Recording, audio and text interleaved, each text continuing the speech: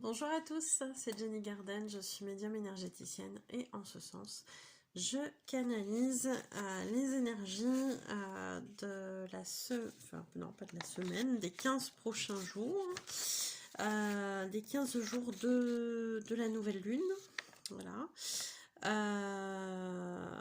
Donc cette fois-ci on sera sur la période du 3 au 18 septembre de mémoire. Le 18 étant, je crois, le jour de la pleine lune, 18 septembre. Donc là, on va être entre le 3 et le 18 septembre dans ces énergies de nouvelle lune qui se fait en signe de la Vierge. Avec une fin de Mercure rétrograde, hein, quand même. Youpi. Ça y est, c'est fini. Enfin presque, parce que quand je tourne la vidéo, c'est pas fini. Bientôt.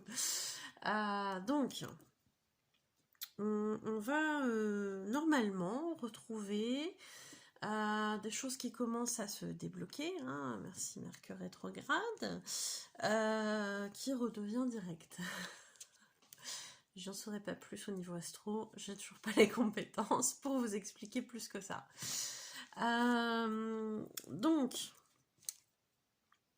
Donc on devrait retrouver des petites choses qui commencent gentiment à se débloquer parce que suite à Mercure rétrograde, je crois qu'on a toujours une petite période encore où c'est un peu bof. Il y a des petites choses qui se débloquent et puis après, je crois que après ça dépend peut-être, mais je crois que ça met quelques jours quand même avant de bien repartir en direct. Donc ça c'est la bonne nouvelle. Ça va être chouette, ça va redémarrer, hein, voilà. Donc en Vierge, nouvelle lune en Vierge. Nouvelle lune, pensez à faire vos chèques d'abondance. Allez voir la vidéo sur les chèques d'abondance. Voilà. Qu'est-ce que je voulais vous dire aussi? Alors, canalisation. Qu'est-ce qui va se passer durant ces 15 jours? On va être sous le signe de la Vierge. Il y aura un besoin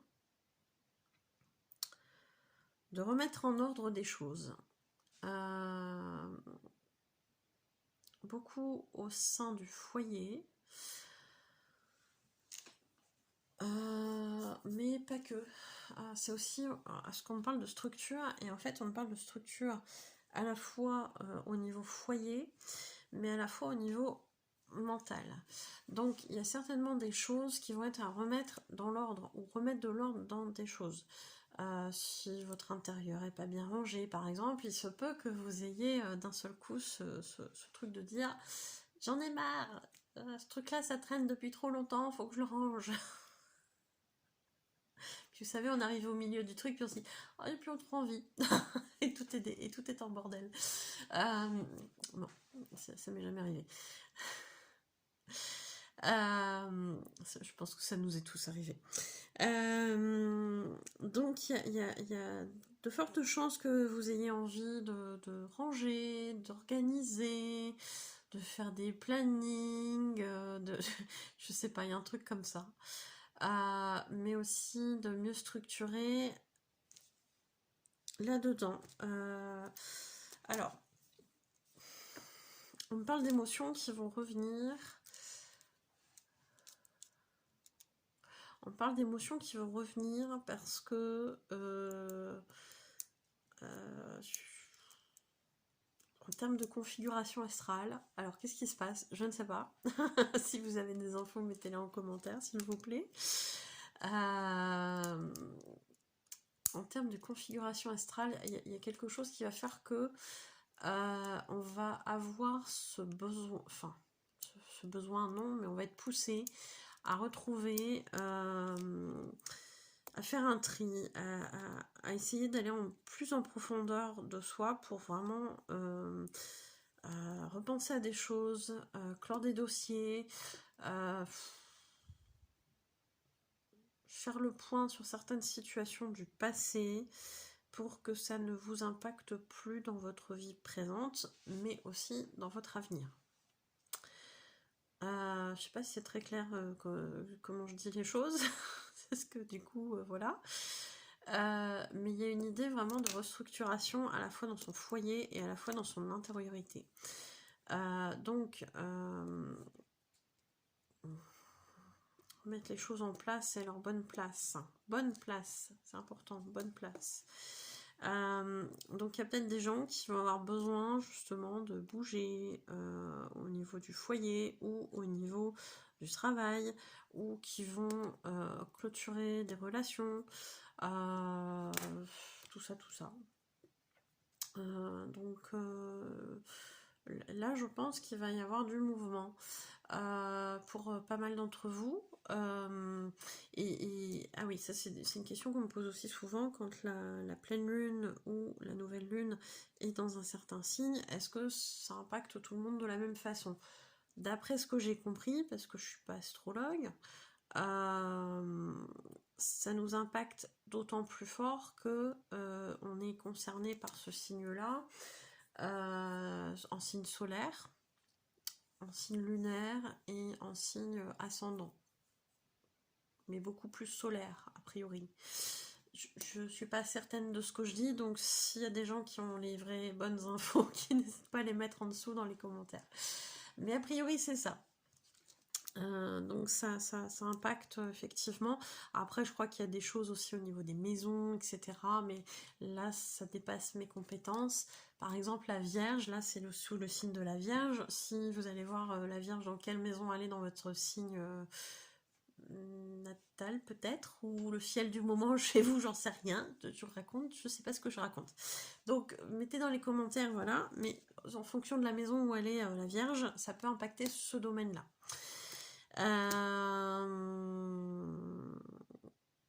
Donc voilou. Du remue-ménage, du mouvement, des avancées forcément, hein, puisqu'on remet en mouvement, mais aussi beaucoup de nettoyage, encore une fois. Hein, de toute façon, j'ai envie de dire, là on fait que ça.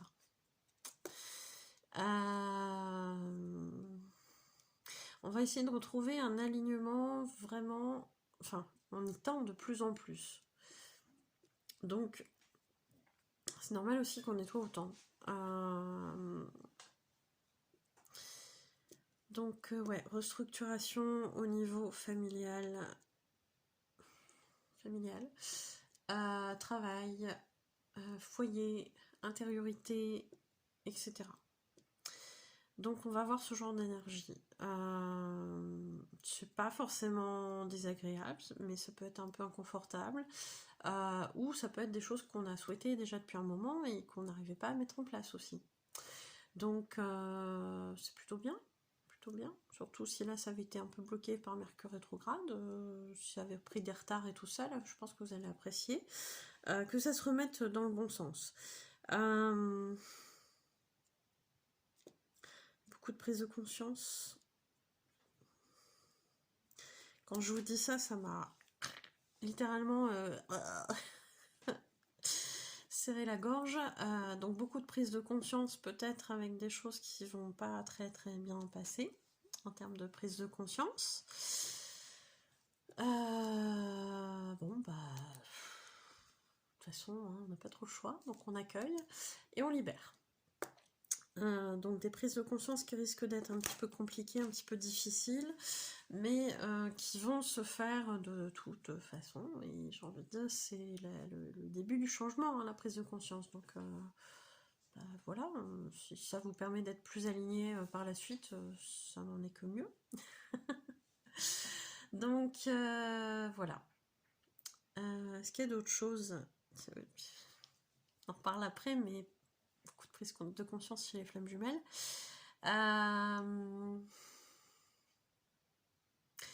Ouf, le travail aussi. Alors, tout le monde ne sera peut-être pas forcément concerné par ça, mais dans les entreprises, il va y avoir peut-être des restructurations, des choses comme ça, soit des nouvelles personnes qui arrivent ou des personnes qui s'en vont. Bon, après, j'ai envie de dire, ça peut être des mouvements habituels hein, aussi. Hein, mais non, on me reparle de structure, donc c'est pas forcément que ça.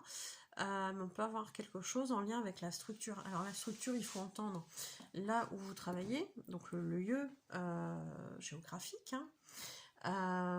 ou dans la façon dont est gérée les choses, où sont gérées les choses. Je vois un organigramme en fait.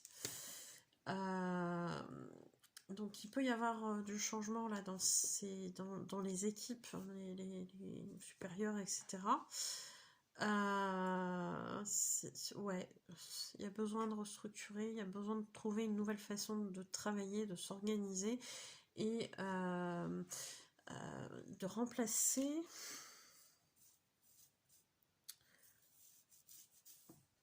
Il y a comme une idée de c'est obsolète, faut plus travailler comme ça, c'est obsolète, et ces gens-là sont bornés à travailler toujours de la même façon.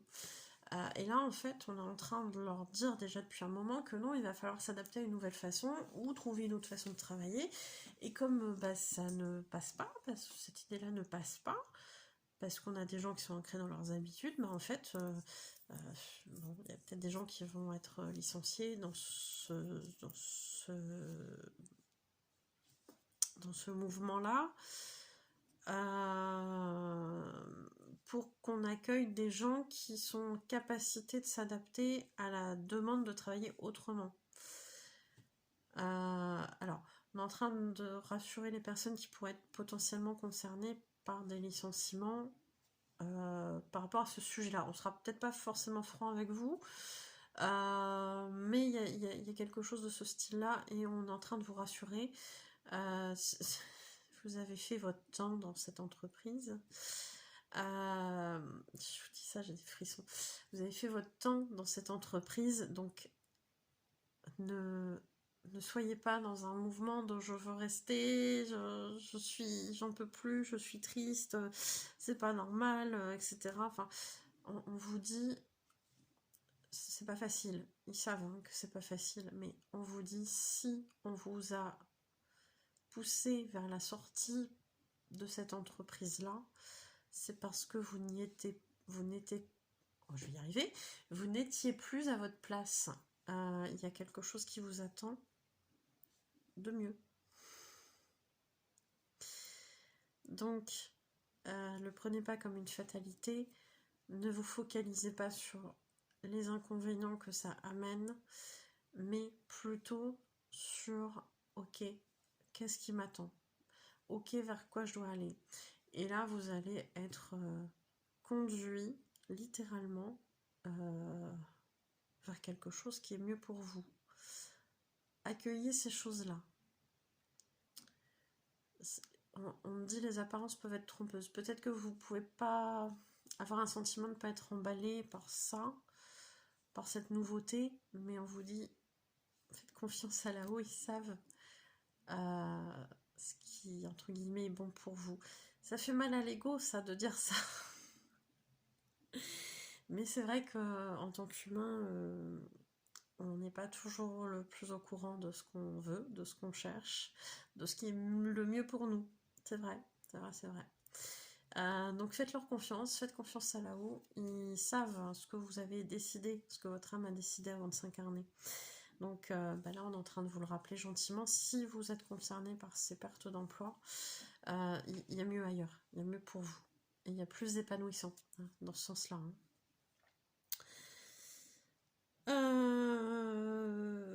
Ouais, donc dans le même stade, dans le même style, des ruptures. C'est lourd, Dans le même style des ruptures, il y a des personnes qui sont ensemble depuis un certain temps. Et là, on arrive à un point où on n'en peut plus. Ça fait déjà un moment que c'est comme ça. Et là, il y a la goutte de trop.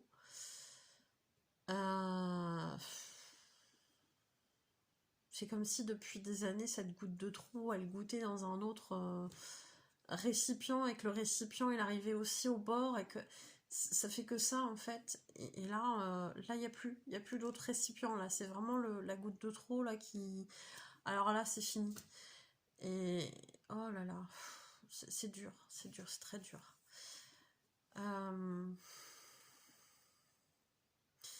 J'ai des frissons. C'est très dur, c'est très lourd.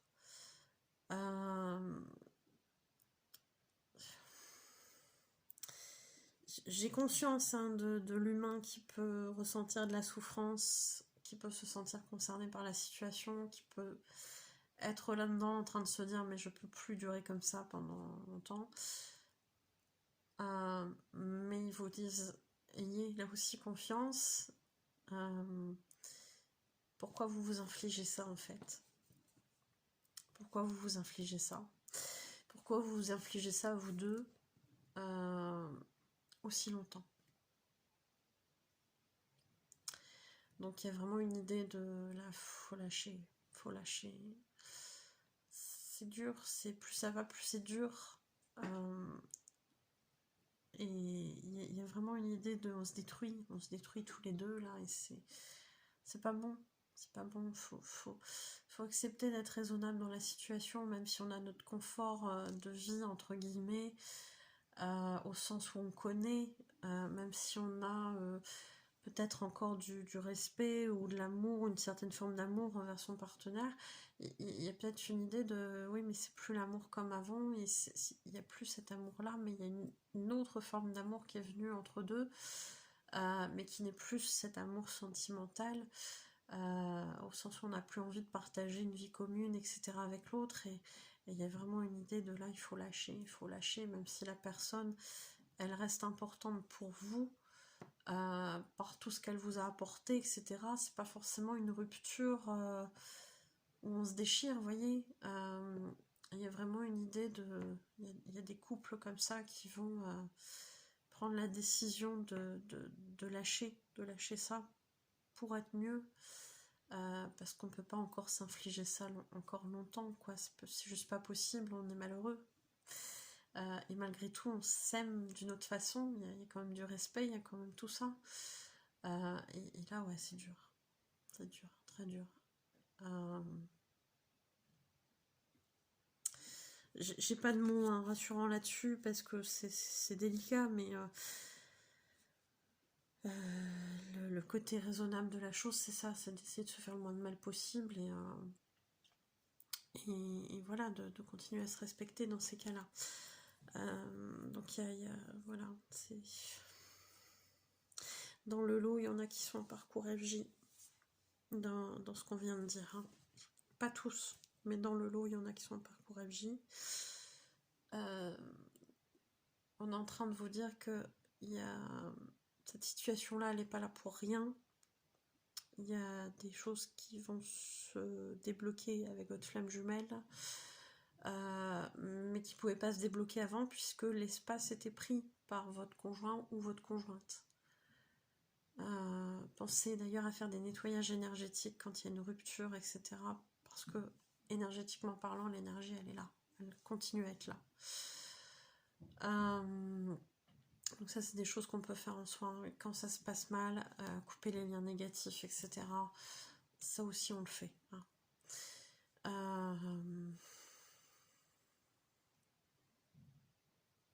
Est-ce qu'il y a d'autres choses? La flamme jumelle.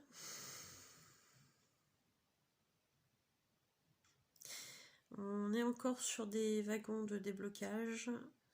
Alors oui, ils me redisent faire la petite mise au point. Quand je parle du chaser, je parle de la féminine. Enfin, quand je parle de la féminine, je parle du chaser. Quand je parle du masculin, je parle du runner. Quand je parle de la première partie de parcours, on est sur la période qui va de la rencontre jusqu'à peu près le switch. Et quand on parle de la deuxième parcours, on est du switch jusqu'à la fin du parcours. En sachant que chacune de ces parties de parcours peuvent durer pendant plusieurs années. Voilà. Alors, je m'accroche.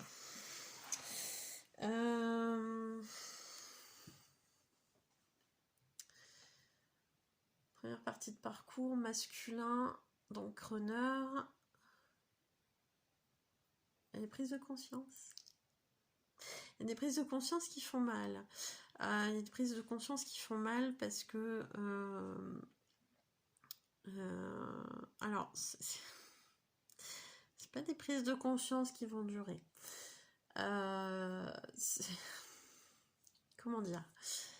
Ils sont en train de me faire rire, à me dire des choses d'une manière un peu rigolote. Mais j'ai pas envie de vous dire ça comme ça. Il y a vraiment une idée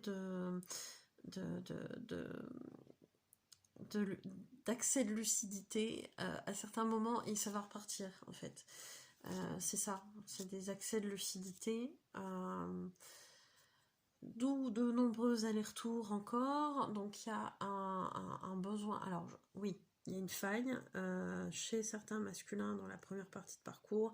Il y a une faille qui est là, qui est présente et qui va permettre à l'âme de pouvoir s'exprimer un petit peu plus. Et c'est dans ces cas-là qu'il y aura des accès de lucidité où votre runner pourrait très bien avoir envie d'être avec son chaser. Donc vous, et d'exprimer son amour, etc. etc. Et puis d'un coup, de repartir comme ça et de dire presque limite, bah non, il s'est rien passé. Compliqué pour un chaser.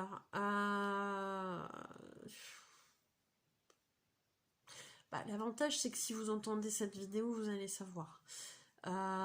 C'est pas de la mauvaise foi de votre flamme jumelle, c'est son âme qui prend le dessus et qui vit l'instant présent avec vous, qui vous dit des choses que vous n'attendiez certainement pas, ou que vous attendiez mais que vous savez que ça viendrait pas.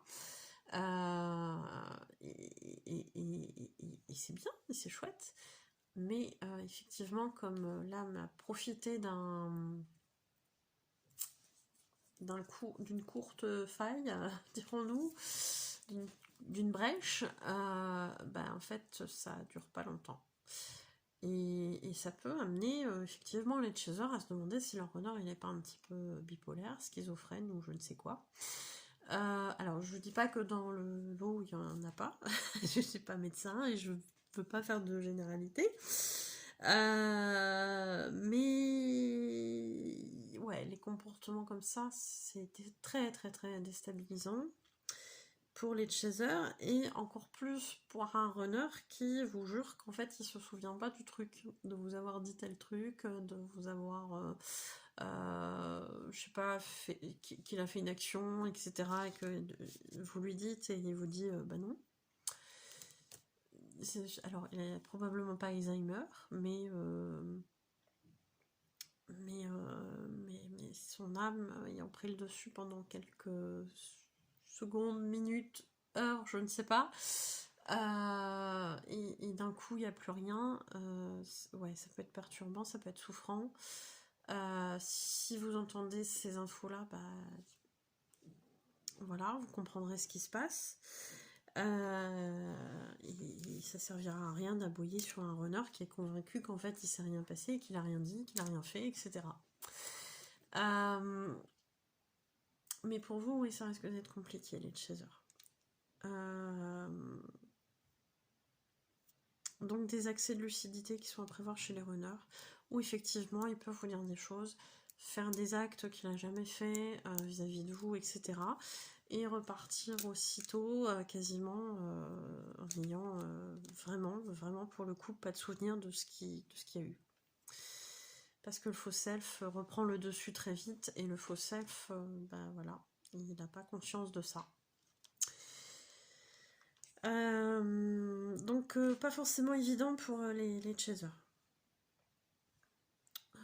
Pour les runners non plus, hein, qui vont peut-être avoir de la colère de la part de leur chaser qui va pas comprendre ce côté illogique de la situation.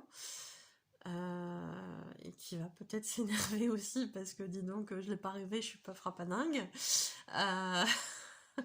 Ça arrive, hein, surtout au début de parcours, on se dit, le chaser, souvent, des fois, il mâche pas ses mots. Hein.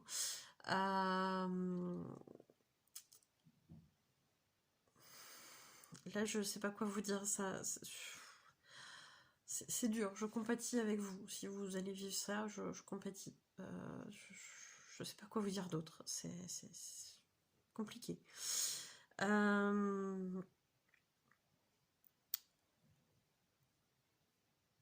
Est-ce qu'on a... Oui, parce qu'ils sont même capables de vous dire si j'ai une tierce, je vais quitter ma tierce, quoi. Hein. On va vivre notre truc.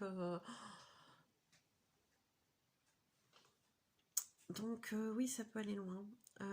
Bon. Courage, que vous soyez chaser ou runner, ça risque d'être compliqué en première partie de parcours. Ça sera peut-être pas le cas pour tout le monde, mais il y en a pas mal dans ce mood-là, a priori pour les premières parties de parcours, là sur les 15 jours de la nouvelle lune.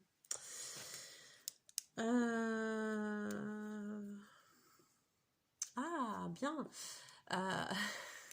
Ça concerne beaucoup les personnes qui sont en presque deuxième partie de parcours, au sens où ce côté un peu bipolaire du runner peut amener le chaser à tellement être en colère contre son runner qu'il va switcher et qu'il va dire non mais j'en peux plus, là j'arrête, là je démissionne, là je pars dans l'autre sens. Hein, voilà. On se retrouvera peut-être un jour, mais là c'est fini, là il faut arrêter. Faut arrêter. Bon, si ça amène ça, c'est pas mal. C'est pas évident, mais c'est pas mal. Et les chasers risquent du coup de bien le vivre, au sens où il peut y avoir un soulagement suite à ça, de dire bon bah c'est bon quoi, moi j'arrête de discuter avec quelqu'un qui est capable de me dire tout et son contraire en quelques secondes, quelques minutes, quelques heures de décalage quoi, c'est juste pas possible. Ce qui se comprend, mes chers chasers. Donc on va être là-dedans. Donc il y en a qui vont arriver au Switch. C'est bien d'avancer vers ce Switch. Vous allez voir que ça peut être une période assez intéressante où vraiment on vit réellement pour soi. Donc c'est bien. Il y a une vidéo hein, sur le Switch si vous voulez aller voir sur la chaîne.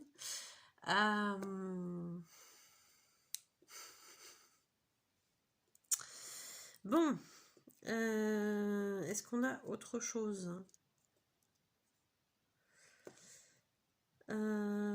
Ouais, des prises de conscience aussi sur les deuxièmes parties de parcours côté masculin, mais pas les mêmes que, Alors, comment ils me disent ça? Pas les mêmes qu'en première partie de parcours, parce qu'en première partie de parcours, c'est des failles dont profite l'âme pour balancer des trucs. En deuxième partie de parcours, il y a des prises de conscience, mais qui sont faites vraiment... c'est vraiment des vraies prises de conscience. C'est pas une info balancée comme ça par l'âme.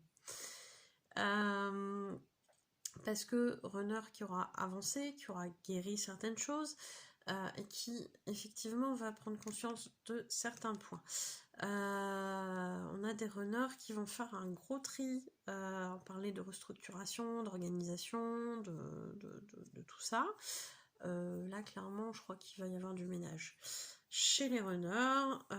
Ça me dit quelque chose, je me demande si on n'en a pas parlé la vidéo précédente ou je sais plus, vous me direz.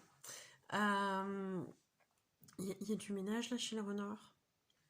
Il y a la prise de conscience des énergies négatives qui les empêchent d'avancer, d'être comme ils sont, comme ils ont envie d'être, etc. Et là, je vois un gros balai là, et puis bim, allez, c'est pas des coups de pelle là, c'est des coups de balai. Coup de balai, pas en vrai, hein, symbolique. Pour dégager un petit peu le terrain, pour épurer les énergies qui sont autour d'eux. Bien, c'est pratique, c'est bien, c'est chouette. Le chaser va le ressentir, ce tri-là, que vous soyez en contact avec votre honneur ou pas, vous allez ressentir, là en deuxième partie de parcours, le tri fait par votre masculin. Vous allez sentir comme si quelque chose qui se libérait. Peut-être qu'avant, vous allez sentir comme une sensation d'être oppressé au niveau de la poitrine, du cœur, peut-être beaucoup d'émotions, beaucoup de colère au niveau du plexus.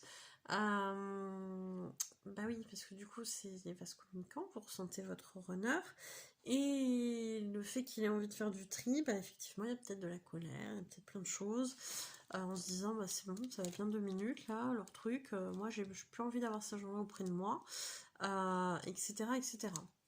Donc, tri qui va pas forcément se faire d'un coup, mais je dirais qu'il y a quand même quelques décisions à ce niveau-là qui vont être prises par les masculins et qui vont être suivies d'actes pour le coup. Hein. C'est quelque chose dont on n'avait pas forcément l'habitude en première partie de parcours, mais en deuxième partie de parcours, le masculin, il prend des décisions, il s'y tient et il met en action. Donc ça, c'est bien. Donc oui, tri qui va se faire du côté masculin et la féminine va le ressentir. Va ressentir comme une forme de libération. Il est possible qu'elle sache que ça vient de son masculin. Voilà, un sentiment de satisfaction aussi. Pour les deuxièmes parties de parcours.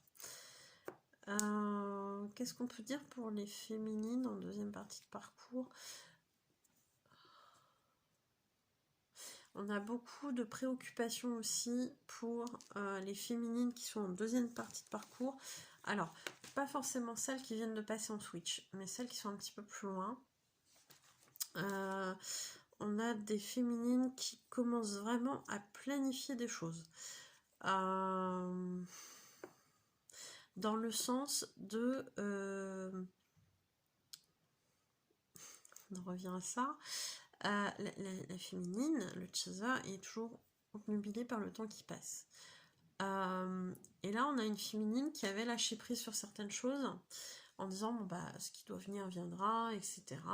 Si ça vient pas là, c'est que c'est pas le moment.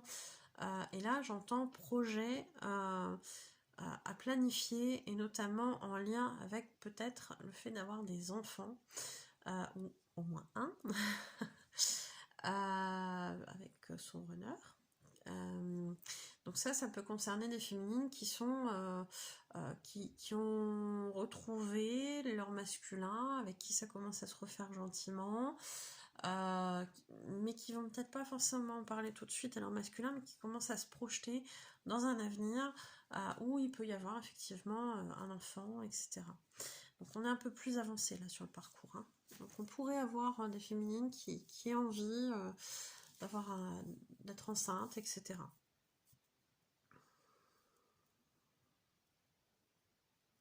Il y a une forte tendance à vouloir effectivement nidifier, j'ai envie de dire, carrément. Hein.